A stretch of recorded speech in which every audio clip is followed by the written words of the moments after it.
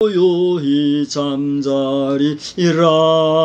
저 동력히 환하게 밝아올 때 나 주 함께 이 바다 건너가리.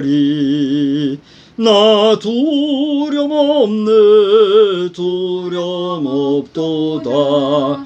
주 예수님 늘 깨어 계시도다. 이 형용한 바다를 다 지나면 저 소망의 나라에 이르리라. 아멘. 하나님의 놀라우신 은혜와 사랑이 이 폭염 중에도 여러분의 삶 속에 충만하시기를 우리 주님의 이름으로 축복합니다.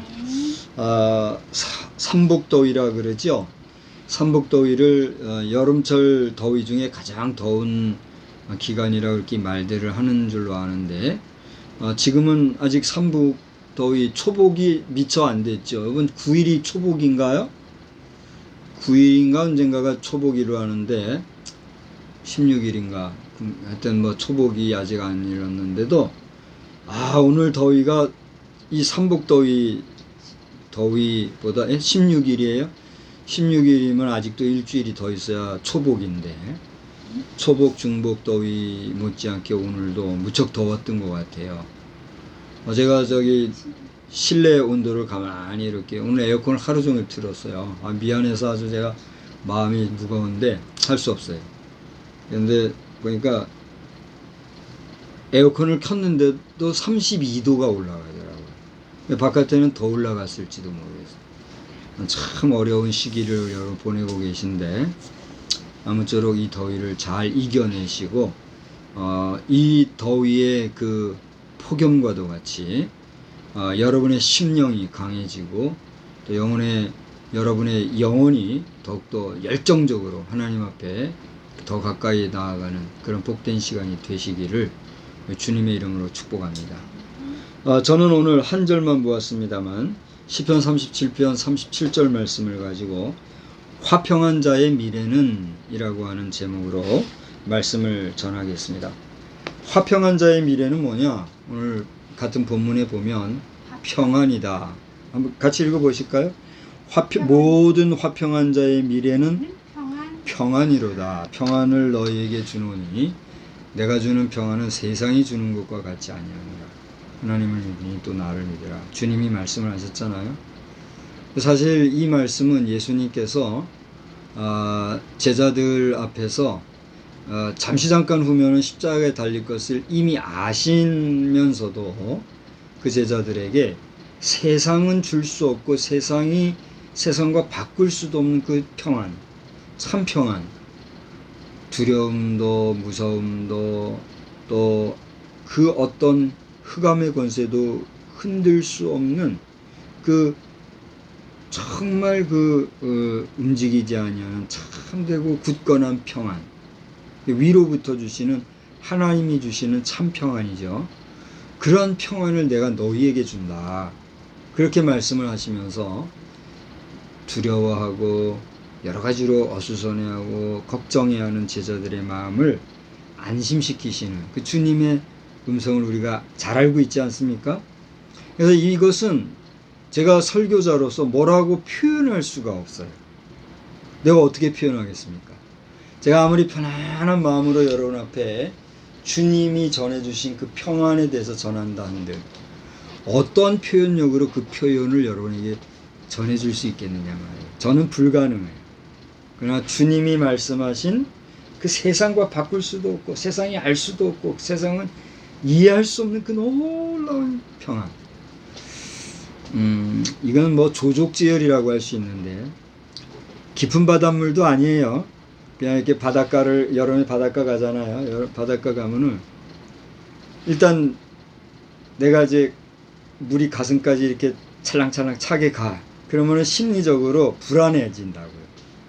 그러다가 이렇게 하다가 여기까지 오면 이제 죽을 것 같은 거예요. 그때 겁먹지 말고 그냥 푹 잠기면서 물속으로 들어가면 그때는요 그야말로 차이가 나요. 어떤 차이가 나냐면 일단 물에 푹 잠기면 소리가 바깥에 소리가 안 들리잖아요. 소리가 안 들리면서 물 안에 뭔지 모르지만 꿀렁꿀렁하는 그 물 속의 소리만 들려요. 그러면서 그렇게 조용해지면서 고독감, 혼자라고 하는 그런 어떤 그 외부로부터의 그 독립되어 있는 그야말로 나 혼자 있는 그게 아마 어머니 속에 어머니 자궁은 물로 되어 있는 거 맞죠? 그 무슨 수라 그러죠? 양수라 그러는데 그 양수 속에 아기가 들어있는 상태가 물 속에 드는 상태잖아요. 그게 그건지는 전 정확히 모르겠으나 아무튼 내 온몸이 물에 푹 적시면 잡음이 들리지 않냐고 조용한 그 적막감 속에서 그 방금 여기에서 느꼈던 그 두려움이나 그 무서움 이런 것들은 싹 사라지고 전혀 없어져요. 없어지고 그냥 모라지경, 무아지경 그냥 완전 혼자 독립된 그런 느낌을 느낄 수가 있어요. 나는 이제 그걸 느꼈는데 다른 사람은 어떤지 잘 모르겠어요. 그러니까 저는 이제 뭐 잠수를 한다든가 수영을 한다든가 그런 건 잘 못하지만 그래도 그런 해안가에서 이렇게 쑥 해가지고 푹 잠겼을 때 그 조용한 그런 거를 느껴보았을 때의 느낌은 알만한 사람은 다 알 거예요. 근데 그때의 그 마음의 편안함이라고 하는 것은 방금 전에 느꼈던 그 불안함 있잖아요. 정말 여기까지 오면 사람이 불안해지거든요. 그런 느낌을 받아봤어요? 받아봤겠죠. 여기까지 이렇게 오면 이거 완전히 뭐 죽을 것 같이 숨도 막히는 것 같고 그런 느낌이 실제로 들다가도 그냥 푹 막히고 잠겨버리면 차라리 너무 편한 거를 느끼게 되더란 얘기죠. 그 편안한 느낌을 잃어버리기 때문에 아가가 엄마 뱃속을 뚫고 나올 때는 나 죽네! 하고 소리를 지르는지도 모르겠어요. 어쨌건지 간에 이런 대자연을 통해서 나라고 하는 존재의 고독감, 적막감을 느끼면서 느끼는 그 평안한 마음. 그러니까 이제 편안함이겠죠. 편안한 마음인데 그것을 감정적으로 우리가 표현을 한다면 평안이라고 하는 것과 비교가 될 수가 있겠는데 그런 평안과 이걸 바꿀 수 있겠느냐. 그것도 표현이 안 되겠죠. 아까 조족지혈이라고 그랬잖아요. 세 발의 피가 나는데 얼마나 나겠어요.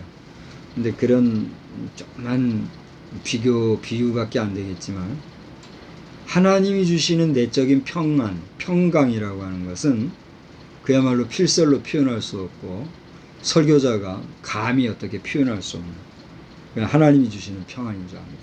근데 오늘 성경이 뭐라고 그랬다고요? 모든 화평한 자의 미래는 평안이다 이렇게 얘기했다. 근데 이제 이 본문을 다 읽어보면 이 말씀은 어떤 말씀입니까? 온전한 사람 살피고 정직한 자를 볼지어다 이렇게 말씀이 되어 있어요. 다시 말하면 온전한 사람과 정직한 사람을 살펴보고 바라보라는 거예요. 이 세상을 살아갈 때는 이렇게 온전한 사람과 정직한 사람만 있다는 거예요? 그렇지 못한 사람도 있다는 거예요? 후자죠. 온전하지 못하고 정직하지 못하다. 다시 말하면 거짓되고 온전하지 못하다는 건 뭐예요? 지 맘대로다 이거죠. 불완전하고 그런 사람들이 있다는 거죠. 그래서 37장 전체를 쭉 읽어보게 되면 제가 오늘 저 시편 37편 전체를 다 보아야 되겠습니다만 대중에서도 한 절만 본 거예요. 그래서 이 한 절을 중심으로 37편 전체를 보게 되면 37편 1절에 어떤 단어가 제일 먼저 나와요? 악이라고 하는 단어가. 악이 뭐예요?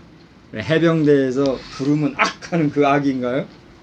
우리 해병대는 정말 악한 악이 아니라, 그죠? 정말 그 의지를 강하게 하고 용감무쌍하고 깡으로 현실을 버텨나가야 된다. 이를 악물고 달려가야 된다. 뭐 이런 의미에서 아무개 홍길동 그러면 악! 악! 하고 이렇게 대답을 한대잖아요. 우리 해병대 전후 장병 여러분에게 이 밤에 문안을 드린다면 여러분이야말로 우리 대한민국의 정말 소중한 분들인 것을 알고 인정하고 저는 뭐 해병대 근처도 안 가봤고 끼케야 번개부대 번개부대 초병 근무만 섰지만은 초병 근무도 빡신 겁니다. 여러분 모르는 어려움이 많이 있어요. 했는데 아무튼 우리 해병대 여러분 수고가 많으시고 이 무더위 잘 보내시고 우리 대한민국 해병대 안에서는 단 한 명의 동성애자도 없는 미친 나부랭이들이 없도록 여러분이 정신 바싹 차리고 이겨나가시기를 주의 이름으로 축복합니다. 우리 해병대가 귀신 잡는 그런 용기력으로 대한민국의 동성애자들 박살을 내줬으면 좋겠어요. 막 가능하면 전 세계 동성애자들 다 혼내주면 좋겠어요. 정신들 못 차리고 말이야. 우리 구티비에서 뉴욕에 치마 입고 나타난 그 게이인가 뭔가 남성이 패션이라고 뒤 흔들고 나오는 걸 보도했던 기사가 있더라고요.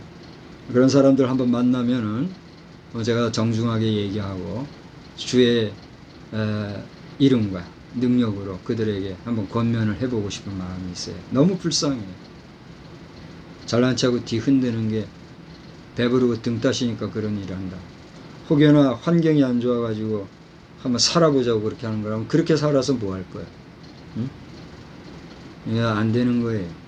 동성애자는 정욕 이상도 이하도 아니에요. 그 정욕이 과하다 보니 정신적으로 문제가 생긴 것이고 반드시 치료받고 또 그 좀 반드시 계몽이 되어서 남자면 남자 여자면 여자로 살아야지 뭐 중간 어쩌고 인권 어쩌고 이런 식으로 해가면서 온 국민을 흐리고 인류 80억을 뒤흔드는 이런 모진 사단의 세력에 매여 있는 자들은 정신을 차리고 한 번뿐 인생을 지옥 백성으로 삼지 말고 정신 똑바로 차리고 내가 어디서부터 왔는가? 너는 하나님의 형상대로 지음받은 하나님의 자녀여 백성이다. 그런 내 정신을 뒤흔드는 사단의 세력을 깨어 이기고 천국 백성됨을 회복하는 역사가 있어야 될 줄로 믿습니다. 우리 성도 여러분들도 그렇게 기도해 주시기를 바랍니다. 여러분들은 나가서 뭐 싸우고 나가서 그렇게 하라는 게 아니에요. 기도함으로써 기도로라도 이 모든 상황이 변혁이 되도록 우리가 마음을 합해야 되지 않겠어요? 그래요, 안 그래요? 성도들이랍시고 관심만 가지고 아유 그런 거 귀 들으면 더러워, 아유 난 안 들을래, 상관 안 할래, 그런 식으로 할 때 세상은 점점 더 악이 왕성해진단 말이에요. 저도 미력하고 부족하고 흠 많은 사람이지만 주님의 말씀에 근거해 볼 때 안 되는 건 안 되는 거예요. 안 되는 걸 억지로 된 척 해가지고 그렇게 떠들고 까불고 나부끼다가 지옥불에 떨어지고 뭐가 있어요. 지옥불에 떨어질 인성마저 구원해 주시고 하나님 백성 회복시켜 주신 그 은혜, 그 구원의 은총을 붙잡고 천국으로 가야지. 천국 갈 기회를 줬는데도 지옥 가겠다는 거 말릴 수 있어요, 없어요? 못 말리는 거예요. 그 목사가 당신 지옥에 나가, 지옥에 나가. 그럼 얼마나 속상하고 기분이 나쁘겠어요, 불쾌하겠어요. 목사가 그럴 수는 없잖아요. 그러니까 괴로워도 지옥 가지 말고 천국 가자고 안타까운 마음으로 얘기하는 거고, 또 그런 목사들이 있으니까 당신들이 기회를 얻을 수 있는 거예요. 당신들의 외로움과 고적함과 또 정욕적으로 정말 그 짜릿한 맛과 탐닉하고 싶은 육신의 정욕을 제어하기 힘들어하는 그 정신적인 고통 이해할 수 있어요. 그런데 이해한다고 해서 당신들 다 포용하면 더 많은 사람들 지옥 갈 수밖에 없잖아요. 안 되는 건 안 돼! 라고 할 때 딱 떨어지고 그만해야지. 자식들도 안 되는 거, 예를 들어서 위험한 칼을 들고 위험한 불길 앞에서 뻗팅기고 고집 부리는 아이한테 안 돼 그랬는데도 지 고집 부리고 지 하고 싶은 대로 하려고 그러면 그 아이한테 가는 건 뭐예요? 얘기 좀 해봐요, 엄마로서. 그런 위험에 처해 있는 자식한테는 엄마로서 어떻게 해야 돼요? 회초리질을 해서라도 거기서 벗어나게 해야 되지 않겠어요? 맴매를 해서라도 그 위험한 칼을 놓게 해야 되지 않겠어요? 그래요, 안 그래요? 그게 바른 교육이고 그게 온전한 가르침이고 사회의 바른 정신이고 건강한 사상 아니겠어요? 그런데 적당주의로 말이죠, 정치적인 헤게모니에서 밀리거나 타협하거나 경제적인 이익 수단의 방법 삼으려고 나쁜 사람들은 당신들 생명이 있을 때 회개하고 하나님 앞에서 잘못했다고 용서 구하고 구원의 은총을 받으란 말이에요. 오늘 저 영상에 대놓고 불특정 다수에게 이런 얘기한다고 앞에서 웃으면서 이제 그만하시라고 하는 사람들이 있어요. 여러분은 그렇게 말할지 모르지만 이 진지한 문제란 말이에요. 예? 지금 그 최일선에서 그렇게 얘기해야 될 상황인데 이건 뭐 꽂아놓은 보리짝 같은 무인 목사가 그래봐야 무슨 의미가 있어요. 죽어 지내면서 그래도 그 말씀을 해야 되는 사명감이 있기 때문에 하는 거예요. 나도 이런 말 하고 싶지 않아요. 이 비싼 밥 먹고 이 귀한 시간에 왜 그 얘기하냐 말이야. 근데 지금 그 이야기를 하나님께서 하게 하시는 그 느낌을 갖고 지금 하는 거예요. 내일 기자회견이 있는지 없는지 아직 소식이 없어서 말고 있는데 16일 날 지금 서울광장에서 나와서 까불고 하는 사람들, 당신들 정신 바싹 차리고 그렇게 하지 마요.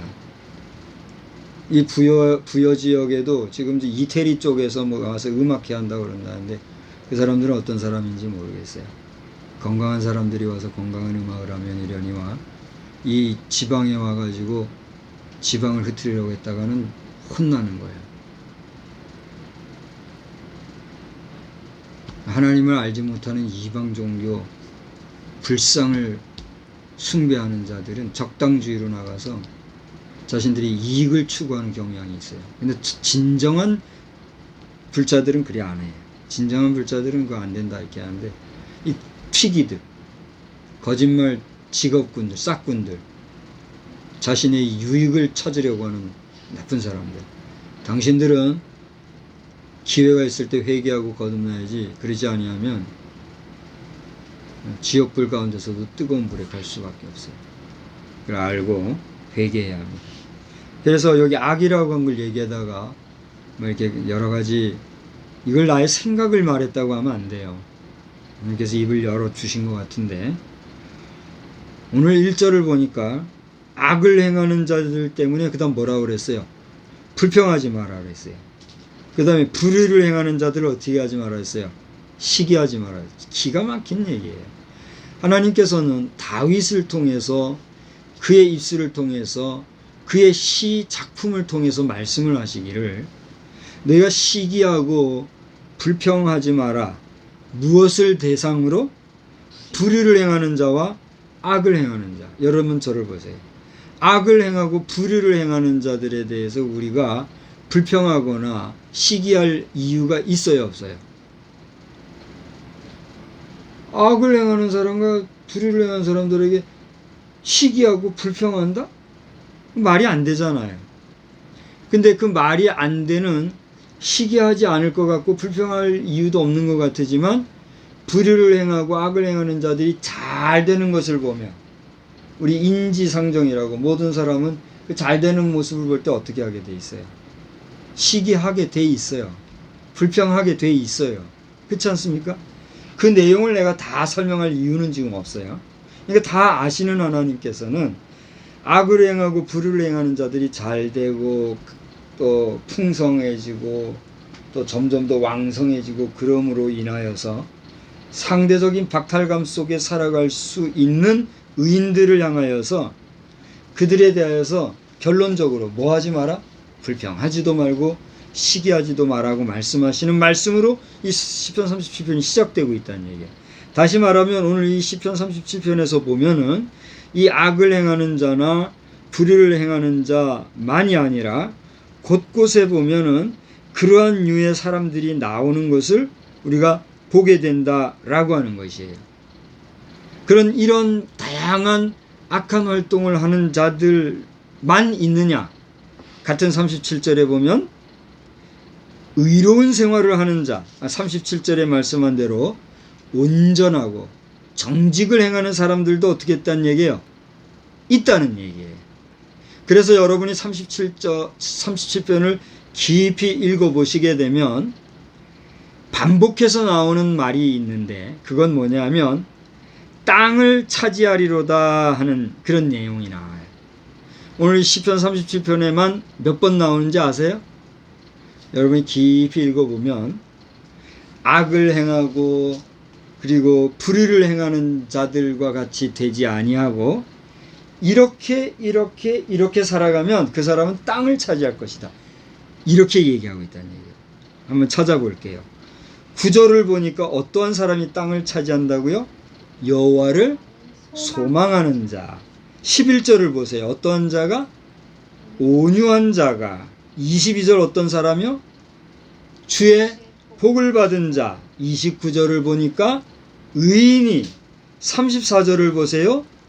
여호와를 바라고 그 도를 지키는 자가 어떻게 한다고요? 땅을 차지한다. 할렐루야. 여러분 자신이 여호와 하나님을 소망하고 온유한 삶을 살 뿐 아니라 그 하나님으로부터 복을 받고 의인이 되어 여호와만 바라고 그 도를 지키는 사람이 됨으로써 하나님이 주시는 땅을 유업으로 받는 복된 심령 되기를 주의 이름으로 축원합니다. 그런데 우리가 살아가는 세상이 이렇게 만만합니까? 여러분은 의인입니까? 죄인입니까? 여러분은 더 이상 이 질문 앞에서 망설이지 마시고 진정 예수를 믿은 사람이라면 담대하게 뭐라고 대답해야 돼요? 의인. 예, 저는 의인입니다. 말하십시오. 할렐루야. 그게 복이에요. 그게 예수 믿는 기쁨 아니겠습니까? 예수 믿는데도 그리고 열심히 예배드리고 하면서도 당신은 의인입니까? 죄인입니까? 그럼 아이고 이거 어떻게 해야 되나 망설이고 눈치 보면 손해요. 손해. 말한 대로 된다고. 당신은 의인입니까? 죄인입니까? 뭔가 좀 마음에 걸리는 거 있으면 감정적으로 예 저는 죄인입니다. 그러는 순간 당신은 뭐가 되는 거예요? 죄인이에요. 사단은 그걸 노려서 잡아먹으려고. 내가 부족하지만 당신은 의인입니까? 죄인입니까? 믿음으로 나는 뭡니다? 의인입니다 말할 때 사단은 잡아먹으러 왔다가도 도망갈 줄 믿으시기를 바랍니다. 그러나 그럼에도 불구하고 나는 그 속에 뭐가 있어요? 죄의식이 있어요. 그건 왜 그렇습니까? 우리는 인간이기 때문에, 사람이기 때문에, 육신이기 때문에, 피를 가진 뭐요? 혈기가 있기 때문에. 예, 그러면 죄인으로 사는 게 복이에요, 저주예요? 저주죠. 그런데 그 저주인 생활, 저주된 삶을 사는 육신의 삶을 사는 동안도 그래도 감사하고 복인 것은 그런 죄인인 나이지만 예수 이름을 믿는 그 믿음 하나로 나는 뭐요? 의인이에요. 할렐루야. 그러니 나는 복이에요, 아니에요? 그러니까 나는 죄인이지만 의인이요. 의인이지만 내 속에 있는 죄와 날마다 싸우는 죄인의 모습으로서의 나이기 때문에 죄인인 내가 죄인으로 그냥 여기서 추락하고 사느냐 아니면 죄인이지만 내가 예수의 이름으로 의롭게 사는 의인으로 이 삶을 저주스러운 삶을 극복하고 날마다 이기느냐 하는 것은 누구에게 달려있어요? 나에게 달린 거예요. 할렐루야. 그러므로 우리가 예수의 피, 예수의 그 능력을 더욱 의지할 이유가 있어요, 없어요? 나를 의지하고 내 능력을 의지하고 내 돈을 의지하고 내 힘을 의지하고 내 권세를 의지하고 자아를 의지할 때는 우리는 넘어질 수 있어요, 없어요? 넘어질 수 있는 정도가 아니라 날마다 넘어지고 자빠지고 깨어지는 거예요. 그러므로 여러분 넘어지고 자빠지는 그 깨어지는 삶을 맨날 한다 할지라도 그 넘어지고 깨어지는 가운데서도 포기하지 말고 날마다 일어나 걷기도 하고 뛰기도 하고 달리기도 하면서 주님 바라보고 나가는 우리 모두가 되기를 주의 이름으로 축원합니다. 아멘. 목사님 병들어 보시오, 늙어 보시오 그런 소리 안 합니다. 저는 아직은 건강하고 아직은 젊은 중년이니까 뭐 그렇게 말씀하시는 분들 앞에 뭐라고 내가 대답을 못 하겠어요. 또 그렇게 해야만 그게 솔직한 거고 그렇지 않습니까? 그렇기 때문에 말씀에 주여 나를 중년에 데려가지 마시옵시고 내가 백발이 되어 영화의 면류관을 쓸 때까지 하나님이 나를 붙잡아 주옵소서 기도하는 거예요. 그런 마음의 소원과 의지를 가지고 나아갈 때 주님이 때마다 시마다 힘주시는 줄 믿습니다. 나이가 들어 병이 들어도 가지고 있는 땅 한 평, 감춰둔 보물, 또 어디 감춰놓은 돈 몇 푼 거기에 신경 쓰고 권력과 명예와 먹는 거에 신경 쓰고 이런 잡다한 것들에만 신경 쓰다 보면 주님 신경 쓸 시간이 있어요, 없어요? 없는 거예요. 제가 고백을 하나 한다면 오늘 하루 종일 제가 어떻게 지낸지 아세요? 왜 그렇게 깔아지는지 하루 종일 눈을 못 떴어요. 그래서 아까 저 에어컨을 켜놨다 그랬잖아요. 하루 종일 에어컨 켜놓고 일어나야지 하면서도 못 일어나가지고 그냥 일어나면 복잡하지고 하루 종일 그러고 지냈어요. 저녁녘에나 겨우 일어나가지고 밥 해놔야 되는데 그러고서는 내가 밥 해야 되잖아요. 여러분 저 무임 목사 생활하다 보니 밥하고 삽니다. 제가 목사가 밥이나 하고 살지 아니하도록 우리 공교회가 좀 어떻게 좀 해보시기 바랍니다. 못났으면 못난 대로 여러 성도 여러분들 함께 해야지 맨날 밥이나 하고 집에서 사니까 답답해요. 딴 얘기고 어쨌건지 간에 그렇게 하루 종일 힘들게 지냈거든요. 내가 왜 이런 고백을 하느냐 면 사람이 의지가 있어도 내 의지대로 육신이 안 될 때가 있어요, 없어요? 있잖아요. 병들고 나이 많아 들어서 내가 힘이 빠지고 하면 그렇게 돼야 안 돼요? 그렇게 돼 있잖아요. 인생은 그렇게 가는 거예요. 그래요, 안 그래요? 그러니까 동성애자들 여러분들도 잠깐이에요. 그 육신의 한계가 있는 그 기한 얼마 동안 내가 혈기가 있고, 그러니까 배부르니까 그러는 거예요. 배가 고파봐 동성애할 생각이 어디 있어요? 그렇잖아요? 배부르고 등 따시니까 먹을만 하니까 그런 잡다한 생각들 속에 있는 거예요. 그러니까 배고픈 일이 생기거나 괴로운 일 당하기 싫으면 그 속에서 벗어나야 돼요. 또 딴 얘기로 갔습니다만 우리가 마지막 종말은 누구에게나 있다는 것을 알고 우리가 살아가는 그 기간 동안 어떻게 살아야 된다는 거예요. 주님 바라보고 주님 의지하고 살아야 되겠다는 거예요. 그래서 오늘 이런 여러 가지 얘기가 있는데 왜 땅 얘기를 했느냐, 잘 들어보세요. 우리가 이렇게 여호와를 소망하고 그 하나님만 바라보고 이롭게 살아가고 정직하게 살아가려고 나는 주께 복을 받은 자라고 자위하면서 우리가 살아가지만 봐요, 세상은 어때요? 당신 땅이 있어요? 여러분 땅 얼마나 있습니까? 우리는 이 세상에서 땅을 가져봐야 쬐끔 가져요. 그런데 상대적으로 땅을 가진 사람 중에 자기가 가진 땅이 얼마만큼인지도 모르고 분에 넘치도록 땅을 자랑하는 사람들이 있어요, 없어요? 특히 저 북한에 심하게 말하면 이제 당장이라도 난리를 칠까봐 조심스러운데 그래도 한마디 해야 되겠어요. 완전 정신분열자 같이 말이죠. 북한 지역의 모든 땅이 지 땅이라고 하는 또라이가 하나 있죠. 김정은 당신은 빨리 회개하고 백기 들고 대한민국의 7위를 받든가. 중국은 가지 마요. 중국은 너무 시끄러우니까 저 푸틴 대통령한테 사정해가지고 러시아 쪽에서 내놓는 땅으로 가든가 가라 말이요. 당신 좋아하는 처자식들 거느리고 당신 따르는 간신배들하고 글로 가라 말이요. 거기서 뭐 무릉도원을 만들든지 뭐 새하늘 새 땅을 만들든지 그렇게 하라 말이요. 대한민국을 포함한 한반도 안에서 더 대한민국을 어지럽고 시끄럽게 해봤댔자 당신 제명에 못 사는 거예요. 정신 차리고 당신 저기 조심하고 당신 아버지 할아버지 동상부터 당신이 힘이 있을 때 그거 부서지는 꼴 보기 싫으면 당신 손으로 고이 묻어드리란 말이야. 우리 박근혜 대통령 3남매 여러분께도 정중하게 한 번 더 부탁합니다. 2022년 7월 7일 오늘 날도 좋네요. 7월 7일 아니 7월 6일이에요. 7월 6일 저녁 예배 시간에 여러분이 그나마 생명 있고 호흡이 있을 때 힘쓸 수 있을 때 당신들 손으로 미안합니다. 여러분 손으로 돌아가신 아버지 어머니도 잘 매장해 드렸으니만큼 그 아무것도 아닌 동상 아쉬움은 구미 생가에 있는 하나 정도는 그래도 어떻게 했어요? 뭐 남겨놓든지 어쩌든지 하고 나머지 것들은 싹 다 정리를 하셔서 여러분 호흡이 있을 때 잘 매장해 드리세요.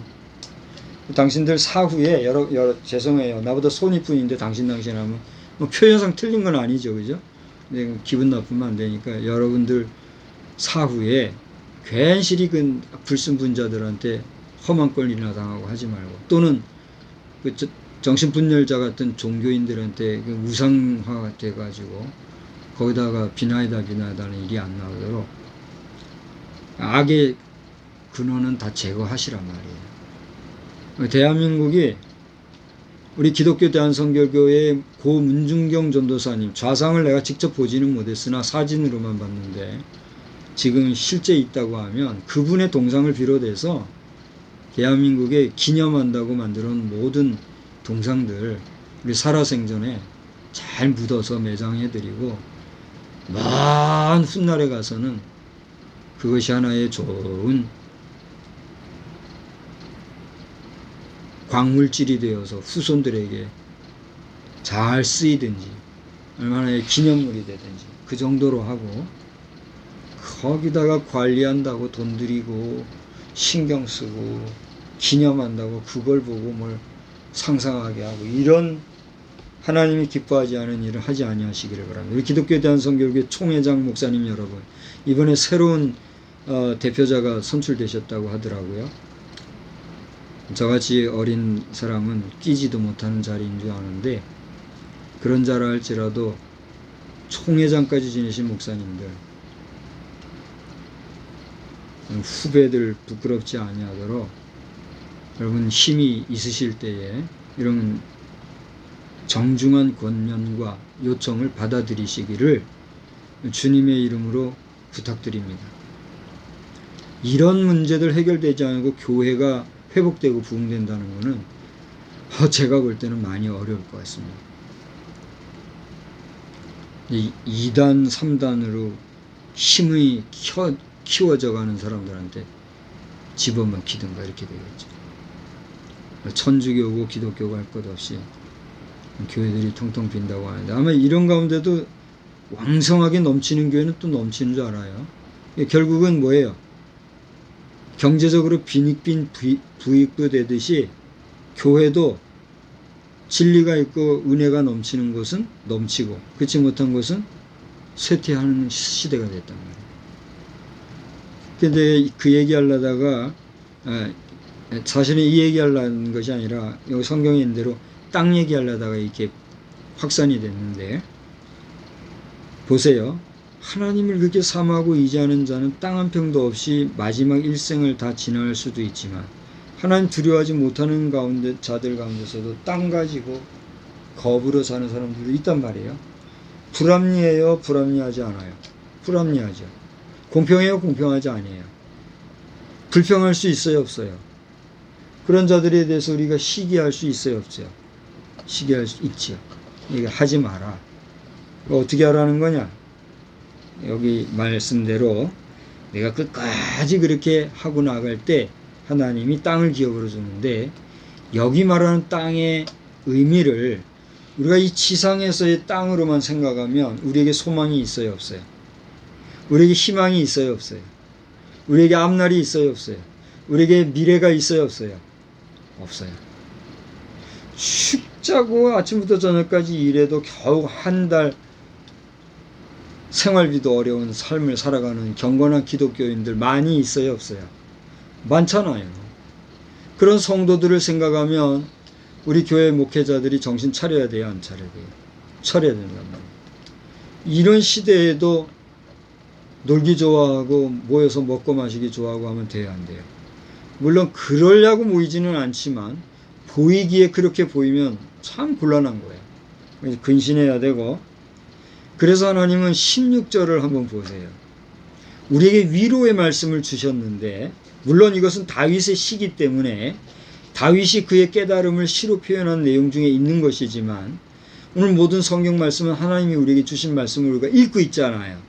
그러므로 이 본문의 말씀은 하나님께서 우리 성도들에게 주신 위로의 말씀으로 읽힐 수 있는데, 16절 다 같이 읽어보세요. 뭐라고 그랬어요?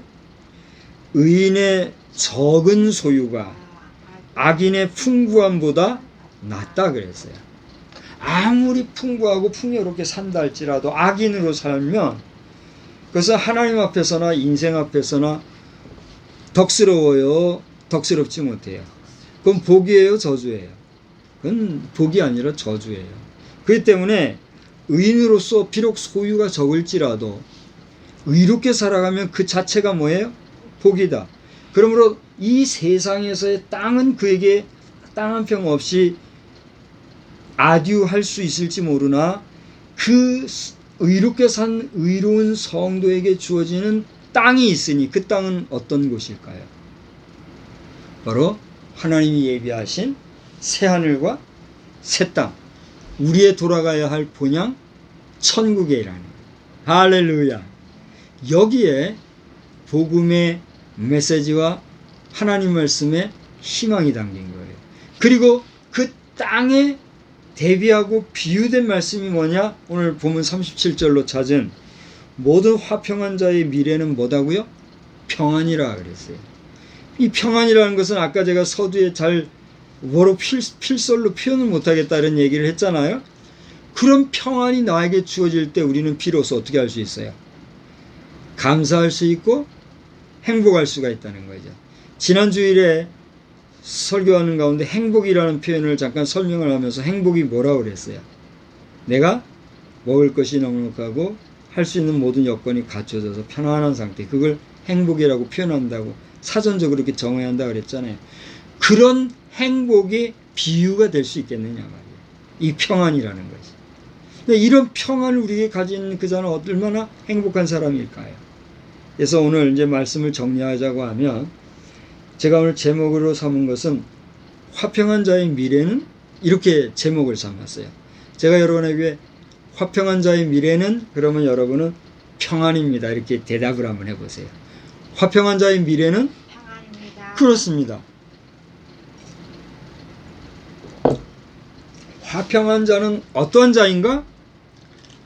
하나님 앞에서 죄가 없이 여호와를 경외하며, 오늘 성경에 5군데로 얘기해 줬잖아요. 땅을 차지하는 어떤 사람인가? 여호와를 소망하는 자요, 온유한 자요, 주께 복을 받은 자요, 자신이 의롭게 사는 의인이요, 여호와를 바라고 그 도를, 그 말씀을, 그 길을, 그 진리를 따르는, 지키는 그런 사람. 그러한 사람이 하나님과 어떤 사람이란 말이에요? 이 대답해봐요. 화평한 사람. 그렇게 화평한 사람에게 주어지는 장래, 미래가 뭐다? 평안이에요. 그 평안에는 오늘 기록된 대로 땅도 포함되어 있는 영원한 천국을 우리에게 주신다. 할렐루야. 누구의 약속이에요?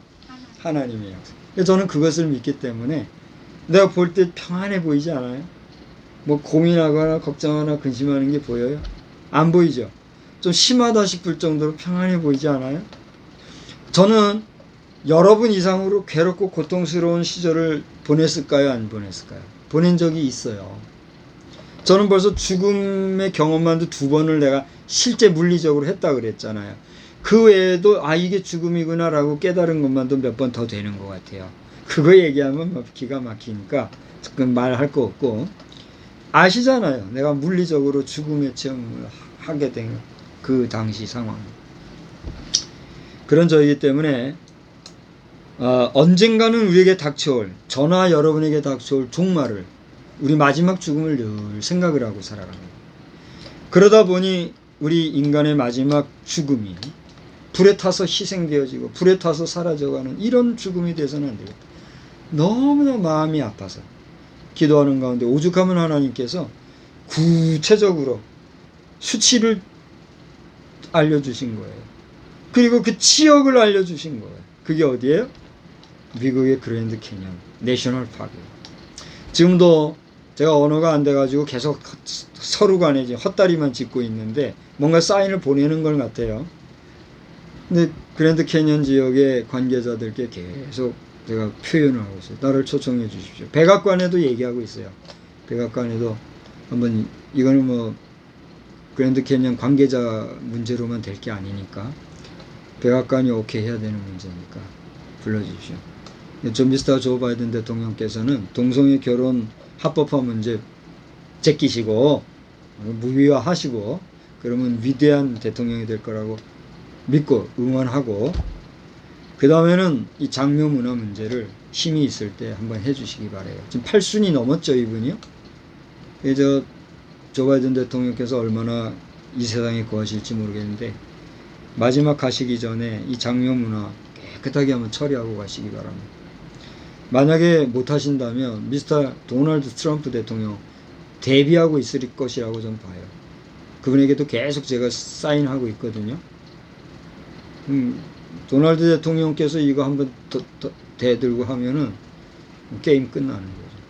화끈하게 될 거라고 봐요. 그래서 미국의 이 그랜드 캐년만이 아니라 협곡을 끼고 있는 각 그 미국 내 국립공원 관계자 여러분들의 수고에 박수를 보내드리고 존경하면서 정말 우리의 생애 마지막까지 건강한 가운데 하나님 주시는 참 평안을 얻는 하나님과 화평한 자가 되어서 여러분의 장래, 여러분의 미래는 보장되어 있는 하나님의 나라, 그 나라의 땅이 여러분과 우리 모두에게 주어지는 아름다운 역사가 있기를 주님의 이름으로 축복합니다. 축복합니다. 마지막으로 우리 동성애자 여러분들도 속히 여러분의 정욕을 벗어나서 하나님 앞에 두렵고 떨리는 마음으로 이 정욕의 굴레에서 나를 벗겨주시고 주님의 십자가 보혈로 나의 이 모든 잘못되고 망령된 죄악을 씻어주셔서 성결케 해주시고 하나님 나라에 갈 수 있는 거룩한 몸으로 여생을 살아가게 하여 주옵소서. 그 기도하며 애타게 부르짖는 믿음의 복된 심령들이 다 되시기를 주님의 이름으로 축복합니다. 이번 7월 16일에 서울시청에 미친 사람들 최소한만 나오고 그 사람들도 구원받는 역사가 있기를 주의 이름으로 축복합니다. 기도하겠습니다. 하나님 아버지